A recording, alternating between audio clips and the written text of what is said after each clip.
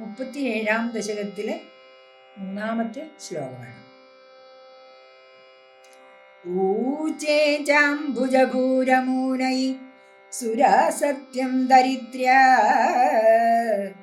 ഭജോ നന്വസ്യ ഭവതാം ച രക്ഷണവിദോ ദക്ഷോ he Lakshmi പതിഃ survey ശർവപുരസ്സരാ വയമിതോ ഗത്വാ പയോവാരിധിം നത്വാ തം സ്തുമഹേ ജവാദിതി യയു സാഗം തവാഗേതനം.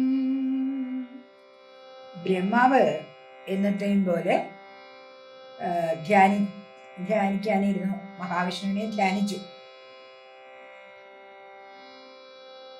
ധ്യാനത്തിൽ നിന്നുണർന്ന ബ്രഹ്മാവ് ദേവന്മാരെ നോക്കി ഇപ്രകാരം പറഞ്ഞു: ഈ ഭൂമിദേവി പറഞ്ഞത് എല്ലാം സത്യം തന്നെയാണ്. ദുഷ്ടന്മാരുടെ ഭാരം നശിപ്പിക്കുന്നില്ലെങ്കിൽ ഭൂമി തന്നെ ഇല്ലാതായി തീരും. ഇപ്പോൾ നിങ്ങളെ രക്ഷിക്കാനുള്ള കഴിവ് മഹാവിഷ്ണുവിന് മാത്രമേ ഉള്ളൂ. അതുകൊണ്ട് ശ്രീ പരമേശ്വരന്റെ നേതൃത്വത്തിൽ നമുക്ക് എല്ലാവർക്കും ഒരുമിച്ച് പാലാഴിയിലേക്ക് പോയി ഭഗവാനെ കാണാം, സ്തുതിക്കാം എന്ന് പറഞ്ഞ് അവരെല്ലാവരും ഒരുമിച്ച് പാലാഴിയിലേക്ക് പുറപ്പെട്ടു. ഊചേജാംബുജഭൂരമൂനൈ